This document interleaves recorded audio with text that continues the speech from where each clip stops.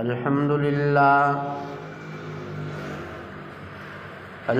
لله نحمده ونستعينه ونستغفره ونستهديه ونؤمن به ولا نكفر ونعادي من يكفره ونشهد أن لا إله إلا الله وحده لا شريك له وأن محمدًا عبده ورسوله أرسله بالهدى والنور والموعظة على فترة من الرسل وقلة من العلم وضلالة من الناس وانقطاع من الزمان ودنو من الساعة وقرب من الأجل من يطع الله ورسوله فقد رشد ومن يعصهما فقد غوى ففرط وضل ضلالا بعيدا والصلاة والسلام على سيدنا ونبينا ومولانا وقرة أعيننا خاتم الأنبياء محمد المصطفى وعلى آله الأتقياء وأصحابه الأصفياء وعلى البررة الأولياء أما بعد فأعوذ بالله من الشيطان الرجيم بسم الله الرحمن الرحيم لمسجد أسس على التقوى من أول يوم أحق أن تقوم فيه رجال يحبون أن يتطهروا والله يحب المطهرين قال النبي صلى الله تعالى عليه وسلم سلمان منا أهل البيت أو كما قال صلى الله تعالى عليه وسلم صدق الله العظيم وصدق رسوله النبي الكريم ونحن على ذلك لمن الشاهدين والشاكرين والحمد لله رب العالمين درود پاک پڑھیں اللهم صل على محمد وعلى آل محمد كما صليت على إبراهيم وعلى آل إبراهيم إنك حميد مجيد اللهم بارك على محمد وعلى آل محمد كما باركت على إبراهيم وعلى آل إبراهيم إنك حميد مجيد گزشتہ کئی جمعوں سے رحمت عالم حضور خاتم الانبیاء خاتم النبیین والمرسلین سید الاولین والآخرین صلی اللہ تعالی علیہ وسلم کی سیرت طیبہ مبارک زندگی اور حیات طیبہ کے حوالے سے گفتگو چل رہی ہے۔ سیرت طیبہ کا تابناک اور روشن واقعہ ہجرت کا واقعہ کہ جس میں رحمت عالم صلی اللہ تعالی علیہ وسلم نے مکۃ المکرمہ چھوڑ کر مدینۃ المنورہ کی طرف ہجرت فرمائی، اس کا تذکرہ اور بیان چل رہا ہے۔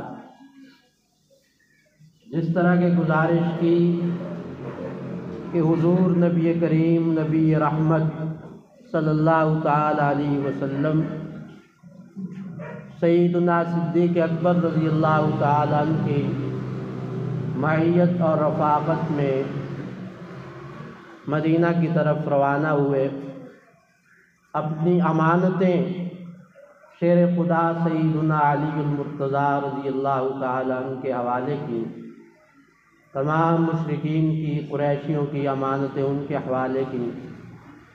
3 دن غار ثور میں روپوش رہے اور اس کے بعد مدینہ کی طرف رخت سفر باندھا۔ راستے میں مختلف واقعات پیش آئے، جن میں سراقہ بن مالک کا واقعہ آپ کے سامنے پیش کیا جا چکا ہے، ام معبد عاتکہ کا واقعہ آپ کے سامنے پیش کیا جا چکا ہے۔ حضرت بریدہ اسلمی رضی اللہ تعالیٰ عنہ جو قتل کے ارادے سے آئے تھے، پورے لاؤ لشکر کے ساتھ اسلام لے کر واپس ہوئے۔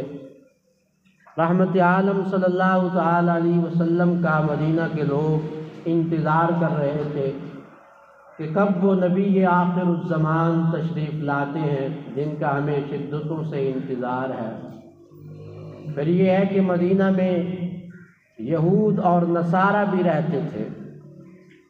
مکہ المکرمہ میں مشرکین تھے، مشرکین مکہ قریشی، جبکہ مدینہ میں یہود بھی تھے، نصارہ عیسائی بھی تھے۔ انہوں نے اپنی کتاب تورات اور انجیل میں بھی اس نبی آخر الزمان صلی اللہ تعالی علیہ وسلم کا ذکر اور بشارتیں پڑھی ہوئی تھیں، وہ بھی انتظار میں تھے۔ ان میں جو سنجیدہ مزاج لوگ تھے، منصف مزاج لوگ تھے، ان کے علماء، رہبان، احبار، وہ بھی انتظار میں تھے۔ انتظار ہو رہا ہے باہر نکل کر، پھر جب آپ تشریف لائے ہیں، بچیاں دف بجاتے ہوئے چھتوں پر چڑھ کر کہہ رہی ہیں، طلع البدر علینا من ثنیات الوداع وجب الشکر علینا ما دعا للہ داعی۔ یہ ترانے عربی کے اندر آپ کی آمد پر گائے جا رہے ہیں۔ آپ اونٹنی پر سوار ہیں، اونٹنی پہلے ایک جگہ پر بیٹھتی ہے، رحمت عالم صلی اللہ تعالی علیہ وسلم وہاں پر نہیں ٹھہرتے۔ ایک مقام پر کہا جاتا ہے، یا رسول اللہ آپ کہاں ٹھہریں گے، آپ ہمارے پاس رک جائیں۔ آپ فرماتے ہیں دعوها فإنها مأمورہ، میری اونٹنی کو آزاد چھوڑ دو، یہ اللہ تعالیٰ کی طرف سے مأمور ہے، اللہ کے حکم کی پابند ہے، جہاں اللہ تعالیٰ کی طرف سے اسے حکم ہوگا وہاں یہ رک جائے گا۔ پھر یہ اونٹنی آ کر بیٹھتی ہے انصاری مشہور صحابی حضرت ابو ایوب رضی اللہ تعالی عنہ کے دروازے پر۔ اور یہ گھر کون سا ہے؟ یہ وہ گھر ہے جو رحمت عالم صلی اللہ علیہ وسلم کی آمد سے کئی برس قبل آپ کے لیے بنایا گیا تھا، سال ہا سال پہلے۔ یہاں سے شاہ یمن تبا کا گزر ہوا، سیرت کی کتابوں میں یہ واقعہ موجود ہے۔ تبا نامی شاہ یمن کا گزر ہوا، اس کے ساتھ 400 نصرانی علماء کی جماعت تھی۔ انہوں نے کہا کہ ہم نے اپنی کتابوں میں پڑھا ہے کہ یہ جو نخلستانی سرزمین ہے، کھجوروں والی سرزمین، یہاں پر ایک نبی آخر الزمان کا ظہور اور آمد ہونے والی ہے، لہذا ہمیں یہاں قیام کی اجازت دی گئی۔ شاہ یمن نے ان 400 علماء کو وہاں گھر بنوا کر دیا، اور ایک عالم کو ایک گھر بنا کر دیا، اور کہا کہ یہ اس نبی آخر الزمان کے لیے ہم گھر بنا رہے ہیں، اگر تمہارے ہوتے ہوئے تمہاری زندگی میں آ جائے تو یہ گھر ان کے حوالے کر دو۔ اللہ تعالیٰ کی طرف سے پھر یہ ہے کہ حضرت ابو ایوب انصاری رضی اللہ تعالیٰ عنہ اسی عالم کے خاندان سے تھے، اور یہ وہی گھر تھا جو رحمت عالم صلی اللہ تعالی علیہ وسلم کے لیے تعمیر کیا گیا۔ گویا حضور کسی اور کے گھر نہیں آئے بلکہ اپنے ہی گھر میں آئے، اپنے ہی گھر میں آپ آئے۔ حضرت ابو ایوب انصاری رضی اللہ تعالیٰ عنہ کے اس گھر کے 2 حصے تھے، 2 منزلیں تھیں، زمینی منزل اور اوپر کی منزل، بالا خانہ۔ آپ سے درخواست کی کہ آپ بالا خانہ پر تشریف فرما ہو۔ آپ نے فرمایا نہیں، میرے پاس آمد و رفت کا سلسلہ ہوگا، لوگ آئیں گے، ملیں گے، تمہیں پریشانی ہوگی اگر میں اوپر ہوا، آج خانہ کو پریشانی ہوگی۔ چنانچہ حضرت ابو ایوب انصاری رضی اللہ تعالیٰ نے اوپر قیام کیا، نیچے والے حصے میں حضور نبی کریم صلی اللہ تعالی علیہ وسلم ٹھہرے۔ پھر حضور اکرم صلی اللہ علیہ وسلم کے اکرام اور عزت کا اس قدر خیال تھا، حضرت ابو ایوب انصاری کہتے ہیں کہ ہم ہر وقت اس فکر میں ہوتے تھے کہ آپ کی خدمت کس انداز سے ہو۔ ایک دفعہ پانی گرا جس سے یہ اندیشہ تھا کہ یہ پانی نیچے جائے گا اور رحمت عالم صلی اللہ علیہ وسلم کو پریشانی ہوگی۔ اپنا جو لحاف اور بستر تھا وہی لے کر اس سے پانی کو جذب کر لیا، وہی لے کر اس پانی کو جذب کر لیا۔ پھر حضور کی خدمت میں کھانا پیش کرتے ہیں، جو کھانا بچ گیا کہتے ہم اسی جگہ سے کھاتے تھے جہاں سے نبی کریم صلی اللہ علیہ وسلم کھایا کرتے تھے، اسی جگہ سے ہم کھاتے تھے، کیونکہ صحابہ کرام رضی اللہ عنہم والہانہ محبت رکھتے تھے، والہانہ حضور سے۔ صلح حدیبیہ کا واقعہ اگر زندگی نے اور وقت نے ساتھ دیا تو انشاءاللہ بیان کریں گے، اس میں یہ بات آ رہی ہے۔ صلح حدیبیہ کے واقعے میں کفار کے مختلف نمائندے وہاں گئے حضور اکرم صلی اللہ علیہ وسلم سے بات چیت کرنے کے لیے، جو جاتا تھا وہاں دل ہار کے آ جاتا تھا، جو جاتا تھا وہاں دل دے کے آ جاتا تھا۔ وہ تو دربار ہی ایسا ہے، وہ تو نظریں ہی ایسی ہیں، وہ نگاہیں ہی ایسی ہیں جس پر پڑتی ہیں اس کے رنگ ہی تبدیل ہو جاتے ہیں، اس کے طور طریقے ہی بدل جاتے ہیں، اس کی ٹور ہی تبدیل ہو جاتی ہے جس پر نگاہ نبوت پڑتی ہے۔ اس میں یہی تو دیکھا انہوں نے کہ رحمت عالم صلی اللہ علیہ وسلم لعاب پھینکنا چاہتے ہیں، صحابہ ہاتھوں میں لے لیتے، آپ کے وضو کا دھون ہے، صحابہ اس کو اپنے جسم پر مل رہے ہیں، آپ بات اشارہ کرتے ہیں، صحابہ حکم کی تعمیل کے لیے پہلے کھڑے ہوتے ہیں۔ حضرت ابو ایوب انصاری کہتے ہیں ہر وقت ہم رحمت عالم صلی اللہ علیہ وسلم کی خدمت میں مصروف اور مگن، جو کھانا بچتا تھا میں اور میری بیوی وہی کھانا اسی جگہ سے کھاتے تھے جہاں سے رسول اللہ صلی اللہ علیہ وسلم نے کھایا ہو۔ پھر کہتے ہیں ایک دفعہ ایسا ہوا کہ ہم نے کھانے میں لہسن اور پیاز ڈال کے بھیج دیا، آپ نے کھانا تناول نہیں فرمایا۔ ہم نے پوچھا، ہمیں پریشانی ہوئی کہ نہ جانے رسول اللہ صلی اللہ تعالی علیہ وسلم کو کھانا کیوں پسند نہیں آتا۔ آپ نے فرمایا کہ میں اللہ کا ذکر کرتا ہوں اور لہسن اور پیاز کی بو مجھے پسند نہیں ہے، اس سے فرشتوں کو تکلیف ہونے کا اندیشہ ہوتا ہے، اس لیے میں اس کو نہیں کھاتا۔ اسی وجہ سے حضور اکرم صلی اللہ علیہ وسلم نے فرمایا کہ لہسن اور پیاز کھا کر مسجد میں مت جاؤ کہ فرشتوں کو اس کی بو سے تکلیف ہو۔ ہمارا کیا حال ہے؟ ہم، اور یہ بات صرف مسجد کے ساتھ نہیں ہے کہ مسجد کے ساتھ، ہمارا کیا حال ہے؟ ہمارا حال یہ ہے کہ ہم جو رسول اللہ صلی اللہ علیہ وسلم کی سنت ہے، سنت مسواک، اس کو چھوڑ دیتے۔ نتیجہ کیا ہوتا ہے؟ منہ سے بدبو آ رہی ہے، اس بدبو کے ساتھ ہم مسجد میں بھی آ رہے ہیں، اللہ کا ذکر بھی کر رہے ہیں، قرآن بھی پڑھ رہے ہیں، نماز بھی پڑھ رہے ہیں، سگریٹ پی کر ہم مسجد میں آ رہے ہیں، حقہ نوش کر کے ہم مسجد میں آ رہے ہیں، بدبودار منہ لے کر ہم مسجد میں آ رہے ہیں۔ اس منہ سے ہماری بیوی کو بھی تکلیف ہوتی ہے، بچوں کو بھی تکلیف ہوتی ہے، پاس بیٹھنے والوں کو بھی تکلیف ہوتی ہے، جس سے ہم بات اور گفتگو کرتے ہیں اس کو بھی تکلیف ہوتی ہے۔ رحمت عالم صلی اللہ علیہ وسلم نے فرمایا المسلم من سلم المسلمون من لسانہ و یدہ، حقیقی مسلمان وہ ہے جس کی زبان سے، ید اور اس کے ہاتھ سے دوسرے مسلمان محفوظ رہے، کسی کو تکلیف نہ پہنچے۔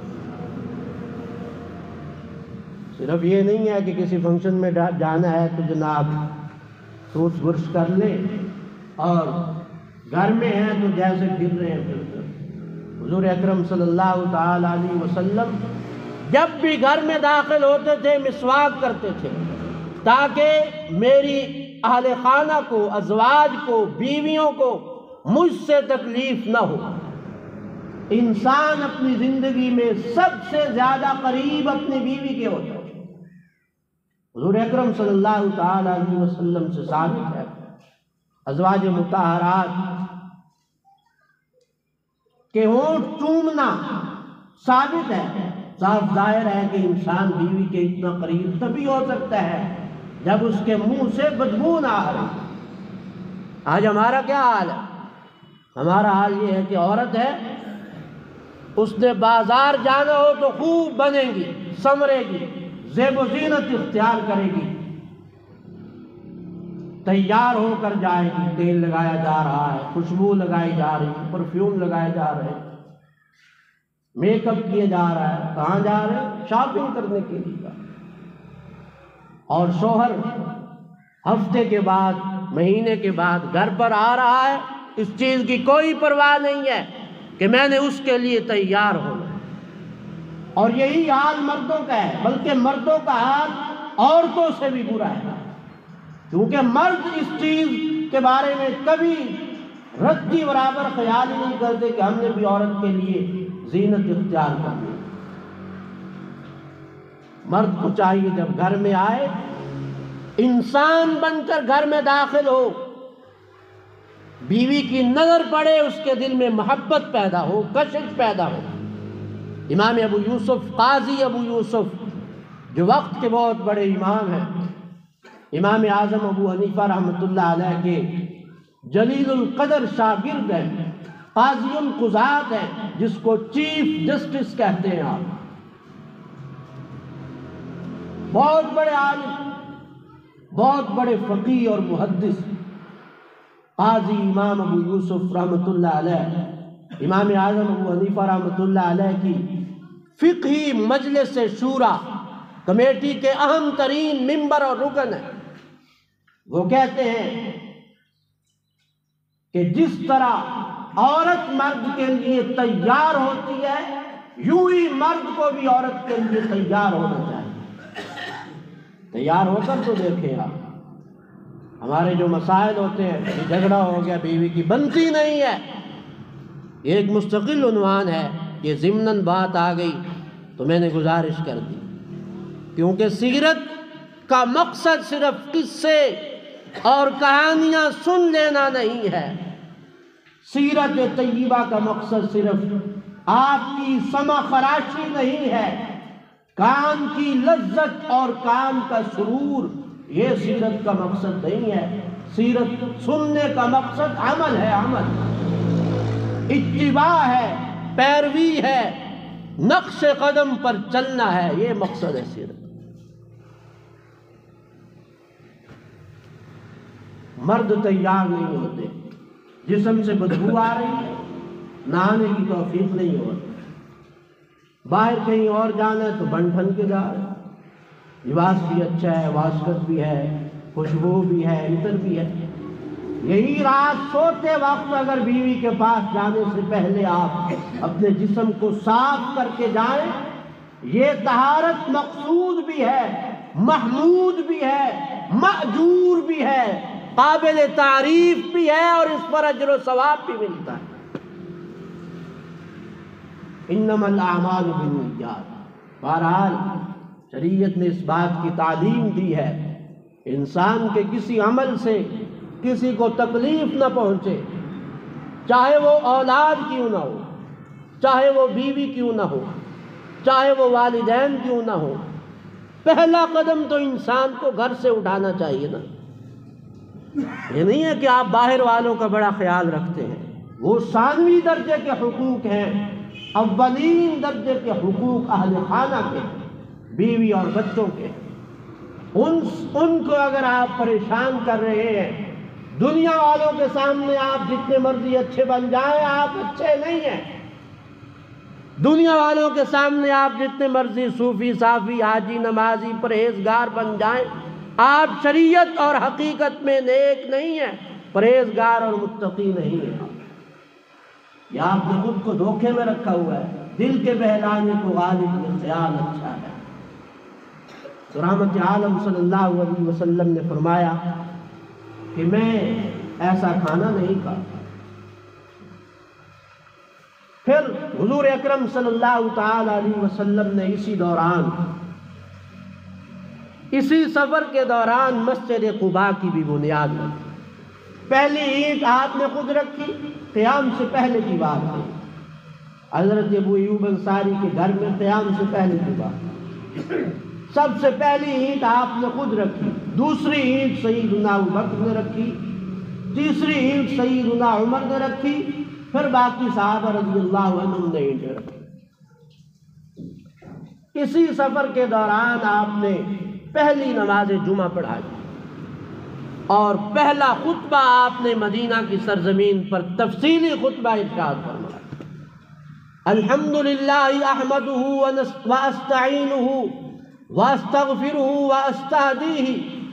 فرمایا اللہ کی میں حمد و تعریف کرتا ہوں، اسی سے مدد مانگتا ہوں، اسی سے بخشش مانگتا ہوں، اسی سے ہدایت مانگتا ہوں، اؤمن بہ ولا اکفر، اس پر ایمان لاتا ہوں، کفر نہیں کرتا، وَأُعَادِي مَن يَكْفُرُ، جو کفر اختیار کرے اس سے دشمنی رکھتا ہوں، أَشْهَدُ أَن لَا إِلَٰهَ إِلَّا اللَّهُ وَحْدَهُ لَا شَرِيكَ لَهُ وَأَنَّ مُحَمَّدًا عَبْدُهُ وَرَسُولُهُ، گواہی دیتا ہوں اللہ کے علاوہ کوئی معبود نہیں، اس کا کوئی شریک نہیں، محمد اللہ کے بندے اور اس کے رسول ہیں صلی اللہ علیہ وسلم۔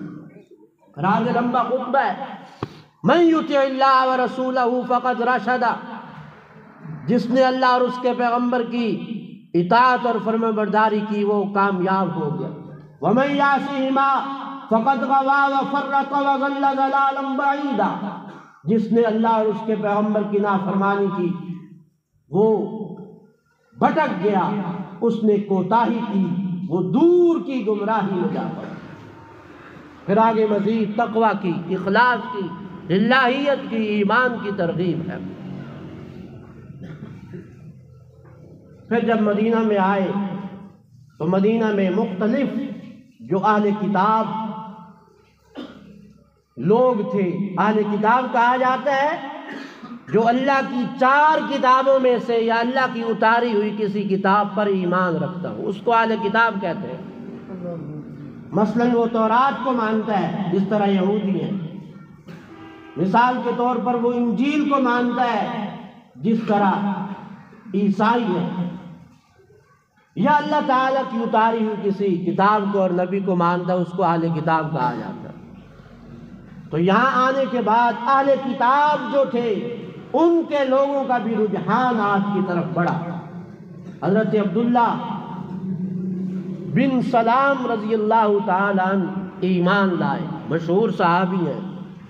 یامین بن میمون ایمان لائے رضی اللہ تعالیٰ عنہ، اور اسی عرصہ میں حضرت سلمان فارسی رضی اللہ تعالیٰ عنہ بھی ایمان لائے۔ خود واقعہ بیان کرتے ہیں حضرت سلمان فارسی اپنے ایمان کا۔ فارس کے رہنے والے تھے اور فارس کے بادشاہی خاندان سے تھے، مجوسی مذہب سے ان کے والد کا تعلق تھا۔ مجوسی کہا جاتا ہے آتش پرست کو، آگ کی پوجا کرنے والے کو مجوسی کہتے ہیں۔ اور ان کا باپ اپنے علاقے کا چودھری، وڈیرا، خان اور ملک تھا۔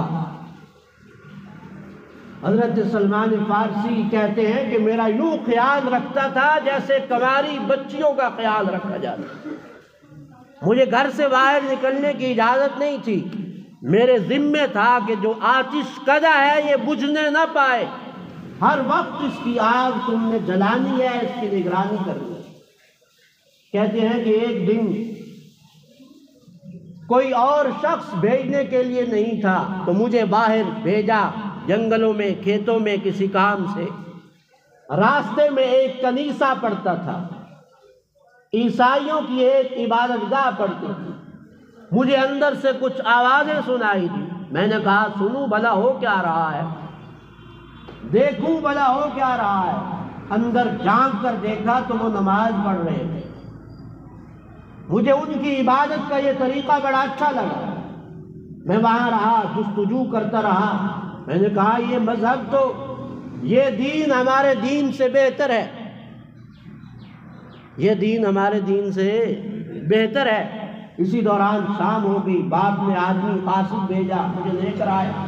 میں نے سارا واقعہ بیان کیا کہ یوں کچھ لوگوں کو میں نے عبادت کرتے دیکھا ہے، وہ دین ہمارے دین سے بہتر ہے۔ کہتے ہیں باپ نے میرے پاؤں میں بیڑیاں ڈال دی، زنجیر ڈال دی، خبردار وہ دین اچھا نہیں ہے، تم نے وہاں نہیں جانا۔ کہتے ہیں کہ پھر میں نے کسی طرح یہ پیغام دیا عیسائیوں کو، شام مرکز تھا عیسائیوں کا، کہ جب تمہارا کوئی قافلہ شام جانے والا ہو تو مجھے ضرور بتائیے گا۔ جب ان کا قافلہ جانے والا تھا انہوں نے مجھے بتایا، میں نے کسی طریقے سے وہ بیڑیاں اور زنجیریں توڑ لی، وہ ان کے ساتھ ہو گیا۔ شام میں پہنچا، وہاں میں ایک عیسائی عالم کی خدمت میں رہا، میں نے اس کی بہت خدمت کی، میں اس کے بہت قریب رہا، لیکن میں نے دیکھا کہ وہ ٹھیک آدمی نہیں ہے، لالچی ہے، لوگوں سے صدقات، زکوٰۃ، خیرات فقراء کے نام پر اکٹھی کرتا ہے اور ان کو کچھ نہیں دیتا، خزانے کے مٹکے بھر کر رکھے ہوئے ہیں اس میں۔ جب اس کا انتقال ہوا میں نے لوگوں کو کہا یہ تو ایسا آدمی تھا، میں نے کہا اتنا منحوس تھا، اس کو ہم دفن نہیں کریں گے، اس کو سولی پر لٹکا دیا لاش پہ۔ پھر کہتے ہیں ایک اور عالم کی خدمت میں میں رہا، تو اس نے کہا کہ فلاں عالم کی خدمت میں چلے جاؤ۔ شام سے موصل شہر میں گیا، موصل سے پھر عموریہ میں گیا، اور وہاں سے بکتے بکتے جس کے پاس جاتا تھا، یا وہاں بات نہیں بنتی تھی یا وہ ہمیں آگے بیچ دیتے تھے۔ آخری جس عیسائی عالم کی خدمت میں نے رہا، اس نے کہا اب کوئی ایسا آدمی نہیں ہے جو تمہارے کام کا ہو، البتہ ایک نبی آنے والا ہے، آخری نبی، اگر تمہیں اس کا زمانہ ملے تو اس کی خدمت میں ضرور جانا۔ کہتے ہیں میں حق کی تلاش میں وہاں سے چلا، اس نے بتایا کہ ایک نخلستانی زمین میں وہ پیغمبر آئے گا، کھجوروں والی سرزمین میں۔ عرب کی طرف ایک قافلہ جانا تھا، میں ان کے ساتھ ہو گیا، لیکن انہوں نے بھی آ کر مجھے بنو قریظہ کے ایک یہودی کے ہاتھ بیچ دیا، میں ان کا غلام بن کر رہنے لگا۔ اس دوران مجھے کوئی پتہ نہیں چلا کہ مکہ میں ایک نبی آیا ہوا۔ بالآخر ایک دن میں کھجور پر چڑھا ہوا تھا اور ایک شخص بھاگتا بھاگتا میرے آقا کے پاس آیا، سردار کے پاس، اور اس نے آ کر کہا کہ مدینہ میں ایک نبی آیا ہے مکہ سے ہجرت کر کے۔ کہتے میرے کان کھڑے ہو گئے، خوشی سے جسم کانپنے لگا، بالکل قریب تھا کہ میں ان کے اوپر گر جاؤں۔ میں نیچے اترا، میں نے پوچھا کیا بات ہے، کون آیا ہے، کیسا آیا ہے؟ تو میرے آقا نے مجھے ڈانٹا، تھپڑ رسید کیا۔